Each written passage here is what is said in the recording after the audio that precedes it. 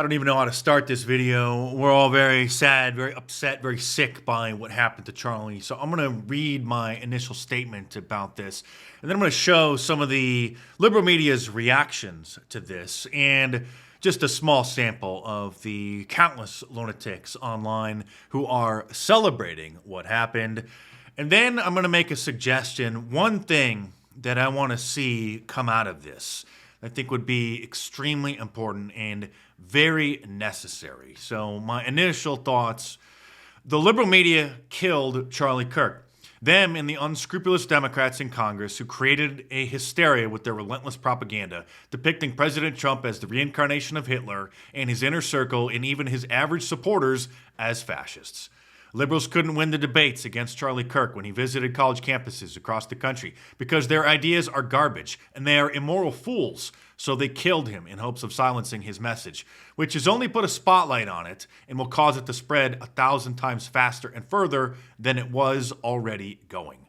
Rest in peace, Charlie. President Trump, who wasn't just an admirer of Charlie Kirk and very grateful for what he's done for his campaign, for conservatism, for reaching the youth on countless college campuses across the country over the years, also a personal friend of Charlie's, issued this statement from the Oval Office. To my great fellow Americans, I am filled with grief and anger at the heinous assassination of Charlie Kirk on a college campus in Utah.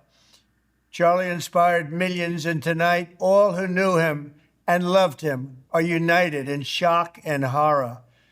Charlie was a patriot who devoted his life to the cause of open debate and the country that he loved so much, the United States of America. He fought for liberty, democracy, justice, and the American people. He's a martyr for truth and freedom, and there's never been anyone who was so respected by youth. Charlie was also a man of deep, deep faith, and we take comfort in the knowledge that he is now at peace with God in heaven. Our prayers are with his wife, Erica, the two young, beloved children, and his entire family, who he loved more than anything in the world. We ask God to watch over them in this terrible hour of heartache and pain. This is a dark moment for America. Charlie Kirk traveled the nation, joyfully engaging with everyone interested in good faith debate. His mission was to bring young people into the political process, which he did better than anybody ever, to share his love of country and to spread the simple words of common sense. On campuses nationwide, he championed his ideas with courage, logic, humor, and grace. It's a long past time for all Americans and the media to confront the fact that violence and murder are the tragic consequence of demonizing those with whom you disagree day after day, year after year, in the most hateful and despicable way possible. For years, those on the radical left have compared wonderful Americans like Charlie to Nazis and the world's worst mass murderers and criminals. This kind of rhetoric is directly responsible for the terrorism that we're seeing in our country today, and it must stop right now. My administration will find each and every one of those who contributed to this atrocity and to other political violence, including the organizations that fund it and support it, as well as those who go after our judges, law enforcement officials, and everyone else who brings order to our country. From the attack on my life in Butler, Pennsylvania last year, which killed a husband and father, to the attacks on ICE agents, to the vicious murder of a healthcare executive in the streets of New York, to the shooting of House Majority Leader Steve Scalise and 3 others, radical left political violence has hurt too many innocent people and taken too many lives. Tonight, I ask all Americans to commit themselves to the American values for which Charlie Kirk lived and died, the values of free speech, citizenship, the rule of law, and the patriotic devotion and love of God. Charlie was the best of America, and the monster who attacked him was attacking our whole country. An assassin tried to silence him with a bullet, but he failed because together we will ensure that his voice, his message, and his legacy will live on for countless generations to come. Today, because of this heinous act, Charlie's voice has become bigger and grander than ever before, and it's not even close. May God bless his memory. May God watch over his family. And may God bless the United States of America. Thank you. Of course, the servants of Satan and the mainstream media are very upset that President Trump paid tribute to Charlie and vowed to avenge his death. He put out a 4-minute video, and I'm not going to play the video. I don't want to play the video. But there was a line. Oh, don't want the audience at MSNBC to hear what the President of the United States had to say about the most horrifying political assassination in America in generations. Can't do that. Line at the end that I think is, I just wanted to raise and read. At the end of this 4-minute video, he says, "For years, those on the radical left have compared wonderful Americans like Charlie to Nazis and the world's worst mass murderers and criminals. This kind of rhetoric is directly responsible for the terrorism that we're seeing in our country today." Yeah, that's pretty obvious. People like you. And it must stop right now. And obviously, there's a lot of rhetoric that is problematic. A lot of it is coming from one particular side and from one particular building. Oh, so it's the right who are spewing dangerous rhetoric. One particular building from the White House. Oh. But what can be done? I fear when this is an escalation already in less than 24 hours of this shooting. Oh, President Trump is escalating the rhetoric by accurately describing who it was that caused this hysteria, which incited a lunatic to engage in this assassination. This is the kind of insanity that passes for supposed news on the left. Talk to me about the environment in which a shooting like this happens. Well, I've just described it, but she's asking one of her guests to describe his assessment, obviously. Yeah, and again, to emphasize what you just emphasized, we don't know any of the full details of this. That we don't know if this was a supporter shooting their gun off in celebration, or so we have no idea about this. Yeah, you obviously have no idea about this, so why are you on air talking about it? But following up on what was just said, he's been one of the most divisive, especially divisive younger figures in this, who is constantly sort of pushing this sort of hate speech or sort of aimed at certain groups. And I always go back to hateful thoughts lead to hateful words, which then lead to hateful actions. And I think that's the environment we're in, that people just, you can't stop with these sort of awful thoughts you have and then saying these awful words and not expect awful actions to take place. Matt. And that's the unfortunate environment we're in. So he's blaming Charlie Kirk for exercising his freedom of speech. Hate speech!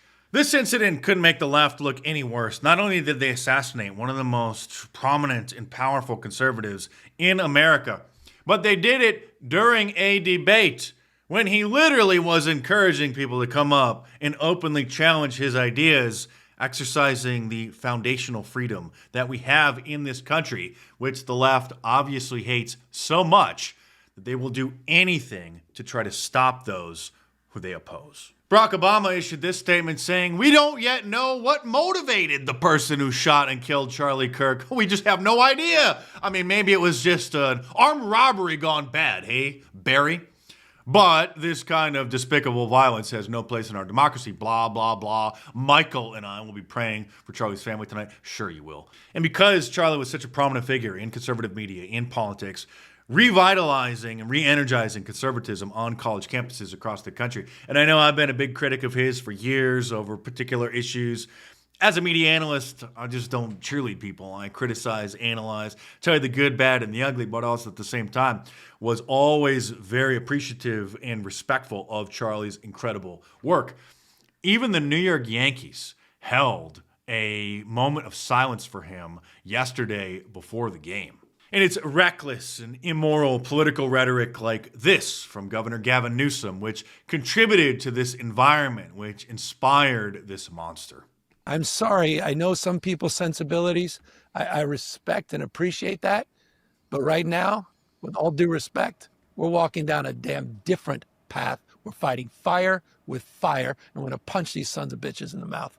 I mean, when you got the most powerful Democrat senator openly threatening Supreme Court justices and feeling completely safe to do so with no legal or political repercussions, you know that there's something very wrong in this country. You have released the whirlwind, and you will pay the price.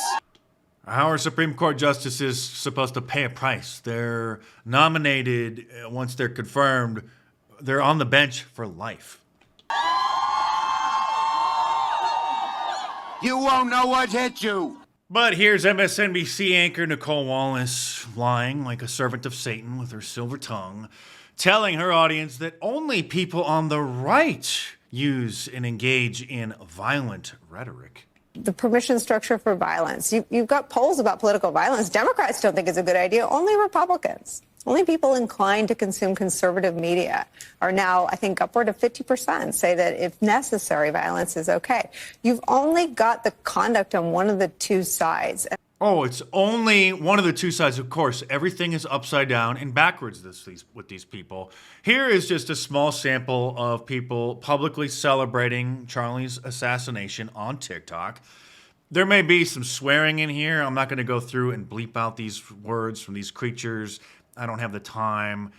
And people need to hear what it is that they're thinking. And again, this is just a small sample of what are most likely just thousands and thousands of people that are publicly doing it, let alone those who are privately celebrating. So 2 things that I want to say that probably... So she captioned it, "My thoughts on Charlie Kirk pew-pewing." Get it? They're trying to use code words so that the algorithm doesn't detect them using these incendiary words. Will get me in trouble on this app and probably get me flamed, especially by the right. Number one, I think it's kind of poetic justice that the man who was spreading nothing but hatred and, dishonest rhetoric got pew-pewed in the throat. A guy who was willing to openly debate his ideas on campuses across the country. That's just poetic justice for her. This person posted on Facebook thanking the shooter. So I'm going to be very fucking clear about this so that you know exactly where I stand. Oh, we already know your fluorescent hair makes it already abundantly clear. And I will say this with my whole entire chest. There are some people on this app that are sitting there saying, oh, you shouldn't wish death upon any person, no matter what side they're on. Fuck that. Fuck that. Charlie Kirk was a fucking Nazi. He was a fucking Nazi. And you know what kind of Nazi is the best Nazi? A dead one. Hello, Internet. I regret to inform you that Charlie Kirk, co-founder of Turning Point USA, was shot in the neck while speaking at an event at Utah Valley University. Please join me in this moment of silence.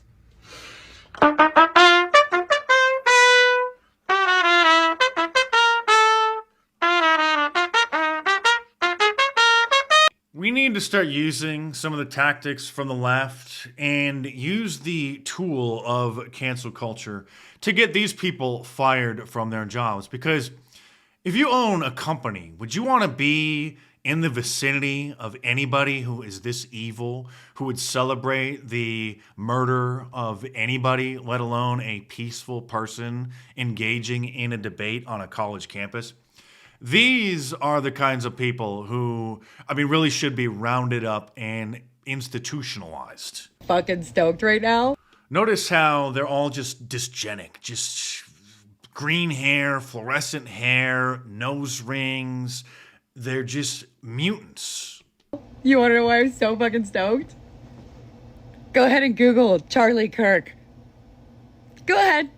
Publicly posting this, not just talking about this amongst her friends when she's drunk or just in the privacy of their own home, publicly posting this for the world to see. Chuck Yeager over at the Young Turks, who does have a severe case of Trump derangement syndrome, but does call out a lot of the corruption on the left, posted this video sounding like a normal human should. Charlie Kirk was shot in Utah, giving a speech there. I just found out he's passed away. I can't believe he's dead. He was shot in the neck. Some of you might have seen an elderly man being dragged away. Turns out it was not him. Authorities don't know who did it. Violence is not the answer. This is a horrific tragedy, and we're all in danger now. This is a terrible, terrible thing to do.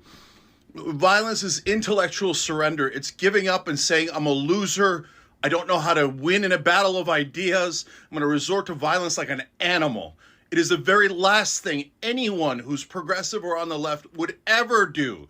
We are for nonviolence. We are for peace. We are for our fellow human beings and humanity overall.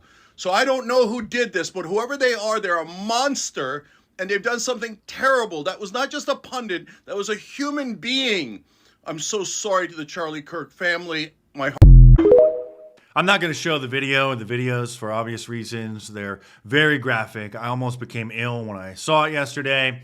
They're floating around on social media, on Instagram, on Twitter, on X. And at first I was almost going to caution people not to watch it because it's so disturbing. But I almost think that people, especially on the left, should see it, because they should see what it is that their rhetoric, that the mainstream media, that these satanic Democrats in Congress, what they have done. And it looks like Charlie was wearing a bulletproof vest. You can see what looks to be one of the straps here from a vest that is perhaps like this, knowing very well that this was a possibility. And it looks like the bullet actually hit the vest in his upper chest, lower neck, and then ricocheted up and then struck his neck. So very well aware of this possibility. In fact, posting on Twitter, on X not long ago, assassination culture is spreading on the left. 48% of liberals say that it would be at least somewhat justified to murder Elon Musk. 55% said the same thing about Donald Trump. In California, activists are naming ballot measures after Luigi Mangione. The left is being whipped into a violent frenzy. Any setback, whether losing an election or losing a court case, justifies a maximally violent response for them. This is the natural outgrowth of left-wing protest culture, tolerating violence and mayhem for years on end. The cowardice of local prosecutors and school officials have turned the left into a ticking time bomb. That he posted earlier this year in April. Oh, and then there's this from Rabbi Shmuley, this phony Jewish rabbi who posted, "Today, as we witnessed yet another attempt to silence pro-Israel voices," obviously referring to Charlie, "we are reminded of the constant threats facing Rabbi Shmuley. For years, he had stood boldly for Israel and the Jewish people, and yet has been physically assaulted in Vienna, Miami, Sydney, and even in Times Square." And then he lists links to his GoFundMe page. Donate now. Urgent appeal, protect Rabbi Shmuley. If you don't know who he is that butt plug rabbi. He literally sells butt plugs at an LGBTQ sex shop over in Israel. And I know a lot of people that doesn't compute because they still think that Israel being a Jewish country means that it's a Jewish religious country. And I've tried to impress this distinction on people for years. The majority of Jews, especially in Israel, are secular Jews. They're ginos. They're Jews in name only. They're not religious Jews. They're atheists. They are nothing. They have nothing to do with the religion of the ancient Israelites. And then there's phonies like this who pretend to be a rabbi and pretend to be a religious Jew while it's all just a scam. Charlie Kirk was so demonized by the mainstream media that Jezebel, an online waste of cyberspace feminist blog, says that they paid some Etsy witches to curse Charlie Kirk. And while he was a big supporter of Israel, which we all know is mandatory to be in the inner circle of mainstream conservative media and the Republican Party, over the last few years, he has been stepping out of line and saying things that I've covered here, supporting him, congratulating him, respecting him for daring to say things like this. And Jewish donors, they have a lot of explaining to do, a lot of decoupling to do, because Jewish donors have been the number one funding mechanism of radical, open border, neoliberal, quasi-Marxist policies, cultural institutions, and nonprofits. This is a beast created by secular Jews. And now it's coming for Jews, and they're like, what on earth happened? That's bold. That's a really bold thing to say. Up until recently, you would never, and even still, you would hardly ever hear anybody in the mainstream conservative movement or media dare to even hint at such things. But he went even further. He pointed out the 11th commandment, thou shalt not criticize Israel for any reason whatsoever. Listen to this. We're just going to we're going to just stamp out everything type of practice. But he's talking about how they will just shut down any criticism, no matter how small, immediately to prevent it from spreading and to prevent that person from continuing to say what they say. But it goes to the point where if, for example, if I have less ability sometimes online to criticize the Israeli government without backlash than actual Israelis do. And that's really, really weird, isn't it, Megan? See, he knows what's going on. He just, he's got to be a little more delicate about it. But like we know it's weird, Charlie. Thank you for pointing that out. Megan, that's it's not so right. Wrong-headed. I'll tell you this. For me, they even lost Megyn Kelly on a lot of this. He even hinted that the IDF, the Israeli Defense Force, Israel's military, allowed the October 7th attack from Hamas to happen. Okay. It didn't say why. We all know why, as a pretext, as a justification to then ethnically cleanse the Palestinians from the region. And no, I did not say genocide. I said ethnically cleanse. They're obviously driving them and pretty much have driven them from the region. Big difference between ethnic cleansing and a genocide. That's why I choose my words very carefully. But this is what Charlie dared to say about that. I've been to Israel many times. The whole country's a fortress. When I first heard this story, I still had the same gut instinct that I did initially. I find this very hard to believe. I've been to that Gaza border. That they didn't know. You cannot go 10 feet without running into a 19-year-old with an AR-15 or an automatic machine gun that is an IDF soldier, right? The whole country is surveilled. And so let me just kind of go through this. We don't talk about Israeli politics very often, and most Americans don't know this. The last 9 months, Israel was on the brink of civil war. It's not an exaggeration. This judicial stuff, there were hundreds of thousands of Israelis taking to the streets because Bibi Netanyahu was basically redefining the Israeli constitution. That's not an exaggeration, right? He said the judicial branch has too much power. There were protests planned this week against Netanyahu, where they anticipated tens of thousands of people to take to the streets. That's all gone, Patrick. Netanyahu now has an emergency government and a mandate to lead. I'm not willing to go so far that saying that Netanyahu knew or there was intelligence here. But I think some questions need to be asked. Was there a stand down order? Was there a stand down order? 6 hours? I don't believe it. Israel's the size of New Jersey. When I took a helicopter ride from Jerusalem to the Gaza border, it's 45 minutes. Wow. 6 hours. They're live streaming the killing of Jews. Did somebody in the government say stand down? That's beyond bold. That's a very risky thing to do. That's the kind of thing when somebody in Charlie's position starts talking about things like that could get Mossad to try to get rid of you. I'm not saying that's what happened, but this is the kind of talk from someone so prominent that usually starts to cause some problems for them. Epstein, with his little friend Ghislaine and Ghislaine's father, Robert Maxwell, who was obviously a spy of the Israeli intelligence agencies, that there was something else going on here. Epstein was not some sort of whiz-kid hedge fund manager. Epstein was playing a part. Epstein was a LARPer. Epstein was cast for a specific role, and he played it really well. The sweatpants and the Harvard jacket, the kind of disheveled hair, looking as if he was so smart and above the clouds that he was doing advanced mathematic equations on the back of napkins. But if you actually go into some of the videos of people that met with Epstein at the time, they said he was awfully unimpressive when it came to finance and markets and economics. And it's nothing new that if you're in the intel agencies, you want to try and get as much blackmail on powerful people as possible. Easy, not hard. And this is no longer just speculation. First of all, we know. Thanks for all you've done, Charlie. Rest in peace. One thing that I think must be done in the wake of this tragedy is every college campus in this country should have a building that bears his name, Charlie Kirk Hall, as a way to commemorate him, everything that he fought for, everything he stood for free speech and debate on college campuses across this country, not just for those who are alive today, but as a way to teach students far, far into the future.